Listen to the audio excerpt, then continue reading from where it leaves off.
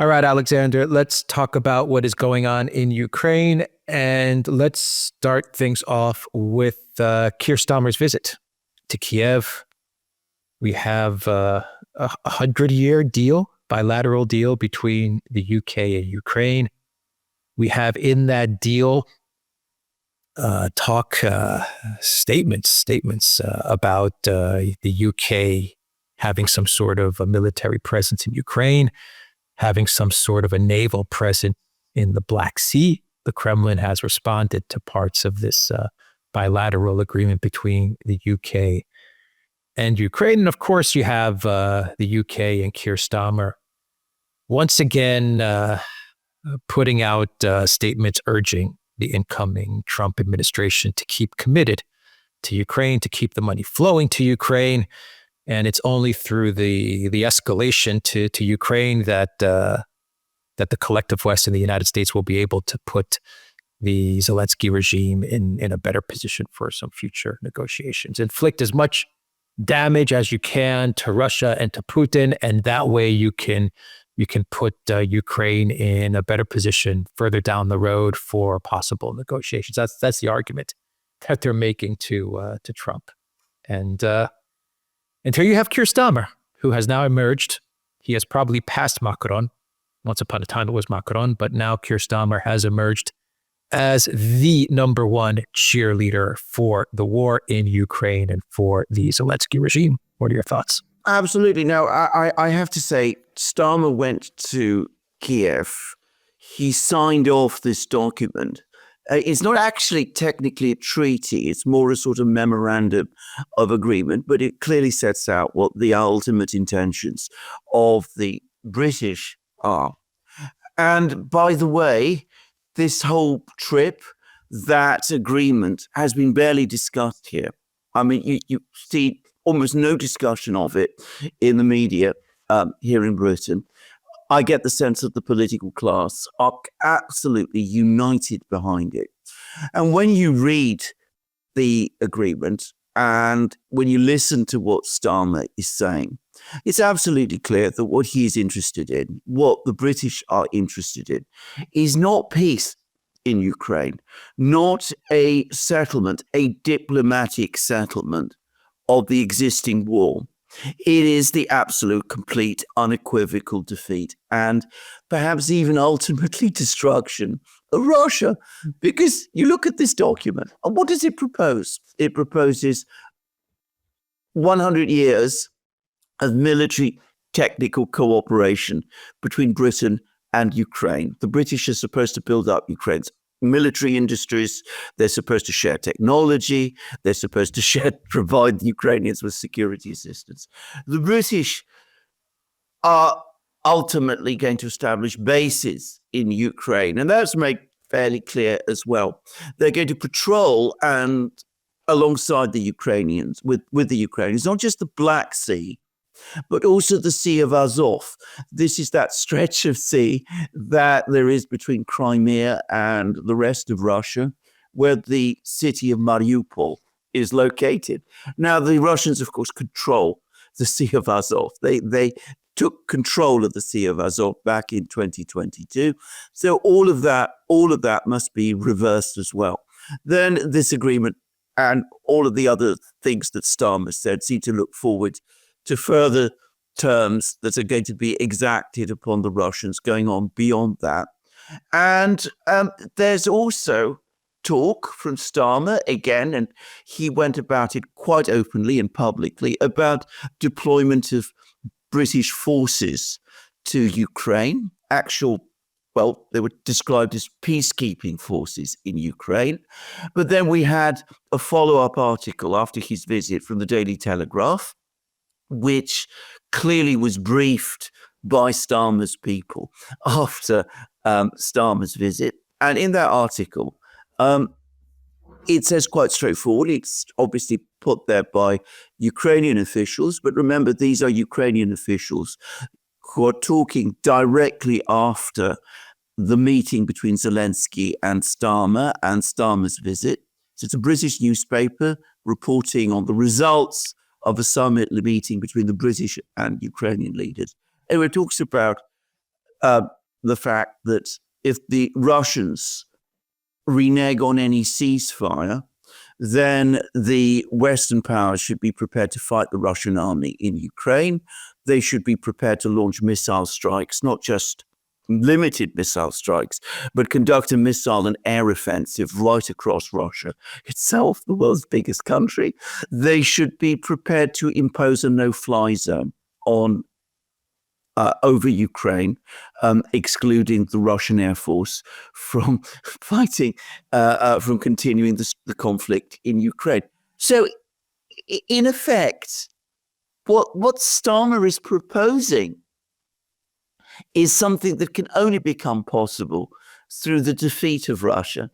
And the mechanism is clearly set out in the Daily Telegraph article. Get a ceasefire, insert British and French and other European troops. The ceasefire will, of course, break down.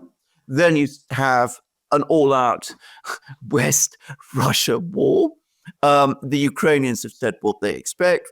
No-fly zones, missile strikes deep inside Russia, unending war of that kind.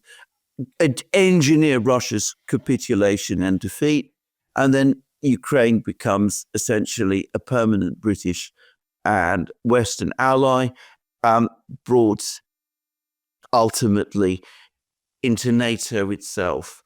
And this agenda is obviously completely inconsistent with any plan towards achieving peace in Ukraine. I mean, if Trump is led into supporting this agenda in any shape or form, then there is not going to be peace in Ukraine, because the Russians, of course, will never accept it. And the British obviously must understand that. But then the article goes on to say that it's essential that Trump delay any contacts with the Russians. Why? They said that he should, until Ukraine is put in a better military position. And when the negotiations do take place, they should not just be between the Americans and the Russians. Other parties should also be equally involved in the negotiations. Other countries should be at the table. And the country that's specifically mentioned is Britain. And of course, the British will come to those negotiations with this agenda set out in that document, which Starmer signed whilst he was in Kiev, with the objectives set out in that article that is set out in the Daily Telegraph. This is not an agenda towards peace. It is an agenda towards further war. And I think the Americans, Trump and people like him, need to understand that. And they need to keep the British very, very far away from any discussions that they have with the Russians. Yeah, I would say after Christopher Steele in Trump's first term, I would hope that Trump and the Trump administration understand that the political elite, the establishment in the UK is definitely not Trump's friend.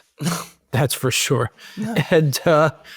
And it seems like the political elite in Britain, their goal is 4 years of chaos and war. I mean, that seems to ultimately be, they don't want stability. They don't want the Trump administration to focus on America first, the America first agenda. They want the United States continuing to invest in the UK and in Europe. Yes. Invest in the war machine, in wars, in keeping the wars going with Russia. That's what they want. Why? Why does the UK establishment, more than any other country in Europe, as I said, they're even surpassing Macron. They're even surpassing Macron now. Why do they hate Russia so much? Why do they want to destroy Russia? Why do they want to balkanize Russia? This never ends. This has been going on for what, 100 years, 100 plus years? What is their problem with Russia? Does this go back to Tsar Nicholas? Is there something there? Is it connected to orthodoxy? What is the reasoning behind this? Because they can't let it go. They really cannot let it go. Cannot let it go. We're 100+ years. My God, let it go, British establishment. I know. Well, this is it, because if I could say, there's apparently a study by a Harvard academic from the 1940s, which I have not been able to find and read. I'm trying to get hold of it. But apparently it has looked at this whole question of this British obsession with Russia, which never seems to go away. And he traces it back to the 1840s. I think it's incredible. We're talking about that sort of time. And what happened? Well, what happened in the 1840s? Russia was at that time the most powerful country in Europe, as it is today, continental Europe, I should say. The Russians were instrumental in defeating liberal revolutions in Germany and Austria-Hungary. The British took that very, very badly. They were very, very worried about the growth of Russian power at that time. And to say bluntly, and this is a bit revisionist history from me now, they engineered the Crimean War. I mean, I think that this will be denied and rejected by many historians in Britain, but the more we learn about the origins of the Crimean War, the more clear it becomes to me that this was basically a British project all along. And we have gradually, over the last couple of decades, learnt what British war aims were during the Crimean War, and surprise, surprise, they were the breakup of Russia. I mean, this is a sort of endless, unending fixation that the British have. There have been intervals when things have been slightly different. There were, obviously the First and Second World Wars. There was a rather better, calmer period in relations between Britain and Russia during the 1960s, that I well remember. But ultimately, we always seem to revert to this. But there is this extreme Russophobia in Britain, which I have some difficulty myself understanding. I mean, I've never really been able to understand why the British establishment is so obsessed with this. It is also undoubtedly the case that what the British are seeking in the conflict in Ukraine is not peace, but victory. Victory in which they finally achieve that obsession that they've always wanted, hankered for, the taking apart, the destruction of Russia. But I think ultimately what is driving all of these diplomatic initiatives from the British, their attempts at the same time as they're trying to completely subvert Trump's peace agenda, because he does have a peace agenda in Ukraine. They're simultaneously seeking a massive trade deal with the United States and are trying to persuade Trump to agree to that. What they're trying to do is they're trying to keep the Americans in Europe. This is their ultimate obsession. Keep the Americans in Europe, because without the Americans, Britain, more even than the rest of Europe, loses its position as a country that can still exercise some degree of global influence, at least in the imaginations of the British political class. If without the Americans, Britain reverts to being a relatively small middle rank power on the fringes of Europe. And of course, that isn't something that they want to see.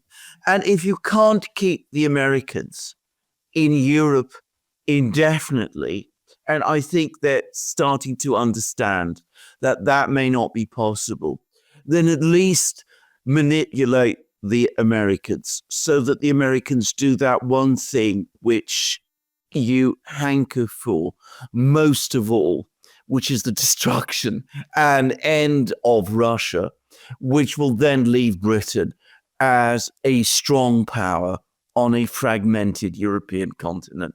So, I mean, I think this is really what this is all about. It's, in my opinion, borderline lunatic In fact, I'd say probably it is lunatic. Certainly, it's delusional. Anybody who knows about the actual situation, the military situation in Ukraine, in which the Russians have achieved further advances, significant further advances over the last, certainly since we last spoke about the military situation in Ukraine. Anybody who knows the military situation in Ukraine, anybody who knows about the way in which Zelensky and the regime, the government in Kiev, their position is imploding. Anybody who is looking at what US policy is really about and what Donald Trump is really thinking knows how wild and absurd all of this ultimately is. But the British can't let it go, exactly as you said, and they're going to drive on this. And given how obsessed and fixated they are, it becomes particularly important for Trump and his people to keep a distance from them. Yeah. The argument that you have to give Ukraine more weapons and more money so that they can inflict some sort of damage to Putin and leave them in a better negotiating position is just absurd. The more this war drags on, the slower this war goes. I mean, we've been saying this, I think, for 3 years now. The slower this war goes, the worse it gets, not only for Ukraine, but for the collective West. The last thing they should want is for this war to move slowly. For Russia, it seems the slower this war goes, it seems like things are getting better for Russia in a certain sense, economically, militarily. It seems like they're getting stronger and stronger. Yes. The slower this goes, yes. while the West is getting weaker and weaker. Yes. Now, of course, it's the war is horrible in that there's so many hundreds of thousands of people that are dying, but it doesn't seem like Russia is in a rush to fold. No. Nor should they, because they seem to have all the leverage. I'm still trying to wonder what Trump could possibly offer Putin. This is the one thing outside of the security architecture. But anyway, maybe you want to address that. I mean, we've kind of talked about that at length. Yeah. The whole concept of trying to drag this war on and on, longer and longer, is just doing more harm to the UK, just as more harm to Europe and more harm to the United States. What do you make of the articles from the Telegraph? An article from the Telegraph, I believe it was written by David Axe, who has been covering Ukraine, where he talks about the closing up of the Baltic Sea now, Finland, Estonia, and they're looking to I think the word he uses is bottle up the Russian Navy. I mean, they just keep on provoking. Yes. It's just constant provoking of Russia. And then when Russia does something, they cry about it. Yes.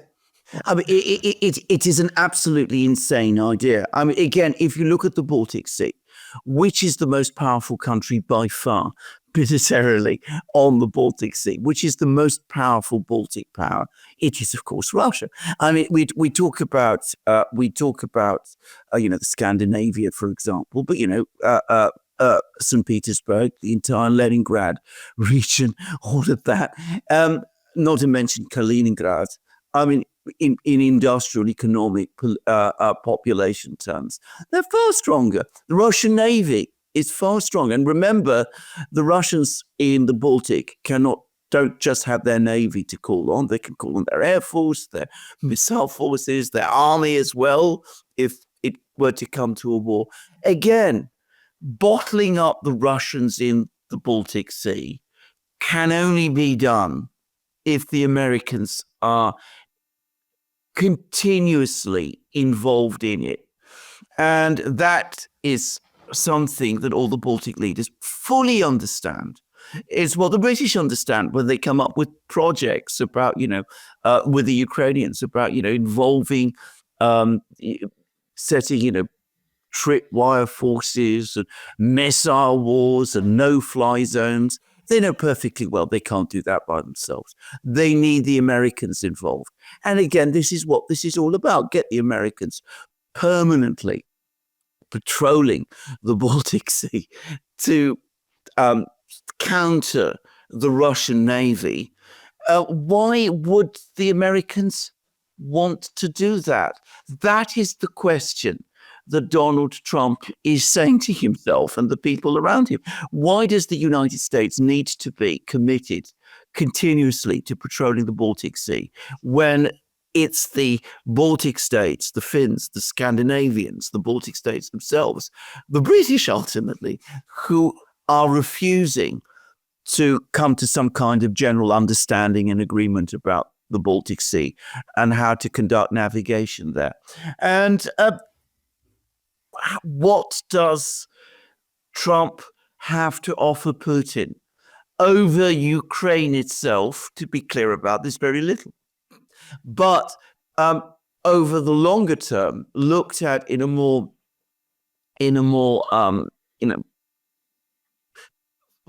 deeper sense, we've discussed this issue of spheres of influence and that kind of thing. And Trump can say to Putin, look, we understand that you have your interests in certain regions. We have our interests in ours. Let's come to an understanding. We understand that you have interests in the Baltic Sea. We also understand that you have interests in some places in Eastern and Central Europe and in Central Asia. We will respect that. You respect our interests in other places, and let's leave it at that. And that's a much better understanding. That's a much better arrangement and a more workable arrangement for the future than these, crazy plans about trying to bottle up the Russians in the Arctic. I would point out, by the way, that it is only a fraction in the Baltic. The Baltic. It's only a small fraction of the Russian Navy, which is in fact located in the Baltic. The major part of the Russian Navy is located in two other places. One is the Arctic in Murmansk and those sort of places, and the other is in the Far East in Vladivostok. But the idea of shutting down the Baltic is an absurd one. And we are now seeing the Americans again starting to pour cold water on this idea. The Scandinavians started arresting Chinese and Russian ships. They were spreading stories that the Russians had been cutting undersea cables and doing all that kind of thing. We now have an article in the Washington Post that straightforwardly contradicts this story. They say it was just an accident. Yeah, exactly. Just a final question to wrap up the video. The Russian military, it's now reported from Ukraine media, actually, from Ukrainian officials, that Russia is now, I believe, 4 or 4.5 kilometers from Dnipropetrovsk Oblast, that region, which means that the Russian military is closing in on the Dnieper River. Exactly. Close. Exactly. One of the questions I saw actually a couple of times in some of your videos, some of our videos, was, and we've said this in the past, but I think it's worth you explaining again, why you believe that it's a huge game changer once the Russians reach the Dnieper. Why is it so important in this war for Russia to reach the Dnieper? What changes so drastically when they do reach the Dnieper? Because they're close. They're getting closer. Very close. Yeah. They're absolutely very, very close. Now, again, you need to go to the map and see where Ukraine's major population and industrial centers are located. Okay, one is the Donbass, but the Donbass is lost. The other is a cluster of places in the southwest of Ukraine, around Odessa, stretching all the way to Lvov. But apart from Odessa itself, this is essentially a more rural, light economy area. The major industrial, economic, political heartland of Ukraine is in a series of important cities that are strung out along the Dnieper. One of which, of course, is Kiev itself. But there's Kiev, there's Kremenchuk, there's Dnieper, there's Zaporozhye, all of these places. Now, if the Russians reach the east bank of the Dnieper in this central region of Ukraine, then the economic and political life of Ukraine is effectively paralyzed. Ukraine cannot function as a state if the Russians are over on the other bank of the Dnieper, from Dnieper. By the way, I mean, I should say Dnieper is like all of these cities. It's got places both on the east and on the west bank. Zaporozhye, by the way, is mostly on the east bank of the Dnieper. But if Ukraine, if the Russians get here, it's like it would be like a heart attack, a cardiac arrest for the whole of Ukraine. As a country, it would not be able to function anymore.